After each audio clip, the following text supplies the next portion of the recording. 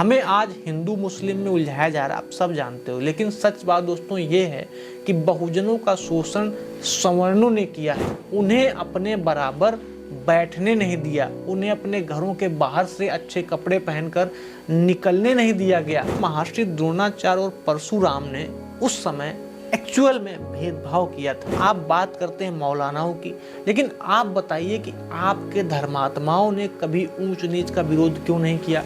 क्यों नहीं कहा कि एक दलित की माँ भी तुम्हारी माँ है, जाओ और उसके भी पैर स्पर्श करो और आशीर्वाद लो? आपको हमारे आरक्षण का पहली बात तो विरोध करना है, फिर बहुजनों को नीलचट्टा बोलना है। अब दोस्तों बाबा साहब के संविधान ने उन्हीं दबे कुचले सताए गए शूद्रों बहुजनों को सम्मान दिलाने वाली, बराबरी की बात करने वाली किताब लिखकर उसे संविधान के रूप में सजाकर जिसे दे दिया हो, उसके लिए बाबा साहब किसी भगवान से कम होंगे? आप बताइए दोस्तों। अगर हम पुराने समय में चलें तो हमें मालूम चलता है कि ऋषि द्रोणाचार्य और भगवान शिव के अवतार माने जाने वाले महर्षि परशुराम जो हैं, दोनों ही शस्त्र कलाओं में निपुण थे और राजकुमारों को इसकी जो है शिक्षा दिया करते थे।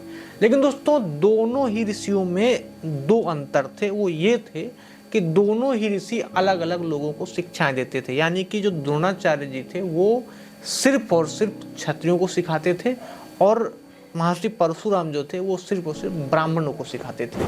अब आपको मालूम होगा कि एकलव्य द्रोणाचार्य से धनुर्विद्या का ज्ञान लेना चाहते थे, लेकिन उन्होंने एकलव्य को ये विद्या सिखाने से मना कर दिया, क्योंकि जैसा कि आप जानते हैं द्रोणाचार्य केवल और केवल क्षत्रियों को ही धनुर्विद्या का ज्ञान देते थे। तो दोस्तों वहीं दूसरी तरफ सूत पुत्र कहलाने वाले कर्ण भी इसी विद्या का ज्ञान प्राप्त करना चाहते थे। लेकिन समस्या आप जानते हो सामान्य थी कि वो भी शूद्रों के यहाँ ही पैदा हुए थे और उन्होंने धनुर्विद्या सीखनी थी। तो महर्षि परशुराम के पास वो ब्राह्मण का रूप धरकर पहुंचे थे और चोरी से विद्या जो है उन्होंने प्राप्त करी थी। अब इसके बाद जो हुआ वो भी आप सब लोग जानते हो। एक ऋषि ने एकलव्य का अंगूठा कटवा लिया था, तो दूसरे ऋषि ने कर्ण को अंतिम समय में धनुर्विद्या का ज्ञान जो है वो भूल जाने का श्राप दे दिया था। अब दोस्तों आप लोग सोच रहे होंगे कि यार आपको हम ये कहानी आखिर क्यों सुना रहे हैं। तो दोस्तों सुनिए, महर्षि द्रोणाचार्य और परशुराम ने उस समय एक्चुअल में भेदभाव किया था, जबकि ये दोनों इतने ही पराक्रमी और इतने पहुंचे हुए लोग थे, इतने पहुंचे हुए ऋषि थे कि अगर ये राजाओं से कह देते क्रोधित होकर कि राजन विद्या पर तो सभी का अधिकार होना चाहिए, उसमें क्या शूद्र, क्या ब्राह्मण, क्या क्षत्रिय, तो उन राजाओं की क्षमता नहीं थी कि वो इन ऋषियों की जो बात है वो काट सके। लेकिन दोस्तों इन्होंने ऐसा नहीं किया और यही मनुस्मृति में लिखा है।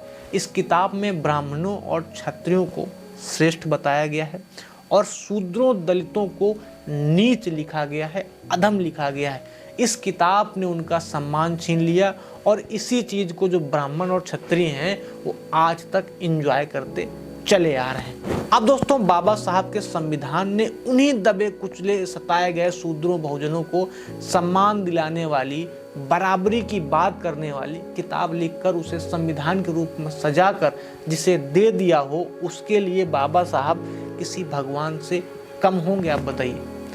ना कम होंगे और ना ही कम होने चाहिए।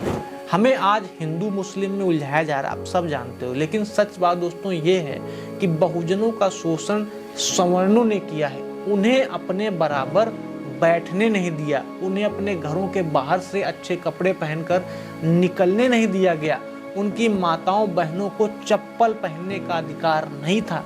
हमसे स्तन टैक्स वसूला गया और ना जाने क्या क्या किया गया। ये सब आप गूगल कर लो, आपको मिल जाएगा। और अगर तब भी नहीं मिल रहा है तो अगर आपके बाबा हैं तो उनसे पूछिए, वो अपने जमाने की बातें आपको बता देंगे। लेकिन दोस्तों एक भी क्षत्रिय ब्राह्मण ने इस सब का कभी विरोध नहीं किया, क्योंकि वो इसे इंजॉय कर रहे थे और आज भी इंजॉय करना चाहते हैं। लेकिन उसका प्रिविलेज भी उनको उस टाइम था, लेकिन आज जो प्रिविलेज है वो खत्म हो गया है। और दूसरी एक बड़ी बात बताते हैं आपको कि आप बात करते हैं मौलानाओं की, लेकिन आप बताइए कि आपके धर्मात्माओं ने कभी ऊंच नीच का विरोध क्यों नहीं किया? क्यों नहीं कहा कि एक दलित की माँ भी तुम्हारी माँ है, जाओ और उसके भी पैर स्पर्श करो और आशीर्वाद लो? उसे भी सम्मान से जीने का अधिकार है, उसे भी घोड़ी चढ़ने दो, उसकी बहन को भी इज्जत की नज़र से देखो। क्यों नहीं कहा ये सब? क्योंकि धर्मात्माओं ने एक ही वजह से नहीं कहा, क्योंकि उन्हें मनुस्मृति में उन्होंने लिख दिया है कि जो पाठ है वही उनके योग्य है, और ब्राह्मण कैसा भी हो वो श्रेष्ठ है, वो योग्य है, वो बड़ा है। आप सुनते होंगे कई ब्राह्मण कहते हैं देश में ब्राह्मणों के खिलाफ जो है नफरत लगातार बढ़ती जा रही। तो इसका जवाब ऐसे दिया जा सकता है कि जो काम आपके दादाओं ने, आपके परदादाओं ने किया है, उसके लिए आप पहले तो माफ़ी मांगिए और ऊंच नीच छोड़कर जुड़ जाइए समाज को बराबरी का दर्जा दिलवाने वाले अभियान में। अभी ये नफरत जो है खत्म हो जाएगी। लेकिन आपको हमारे आरक्षण का पहली बात तो विरोध करना है, फिर बहुजनों को नीलचट्टा बोलना है, हमें हमारी जातियों से बुलाना है, अपमानित करना ही आज भी होता है। तो ऐसे में पहली बात तो आपकी संख्या कम है, और इस वक्त देखिए संविधान हमें बराबरी का अधिकार दे चुका है। तो जाहिर सी बात ये नफरत झेलनी पड़ेगी, और ये नफरत लगातार जो है वो बढ़ती ही जाएगी। अगर ऐसा ही चलता रहा ये कम नहीं होगी। हमें और आपको आज बाबा साहब भीमराव अम्बेडकर का एहसान जो है दोस्तों पूरी जिंदगी मानना चाहिए कि उन्होंने हमें ऐसी गुलामी से आज़ादी दिलवाई और आज इस काबिल बनाया कि हम खुलकर अपनी बात को कह सकते हैं और अपनी इच्छानुसार जो चाहे खा सकते हैं, जो चाहे पहन सकते हैं, शिक्षा प्राप्त कर सकते हैं।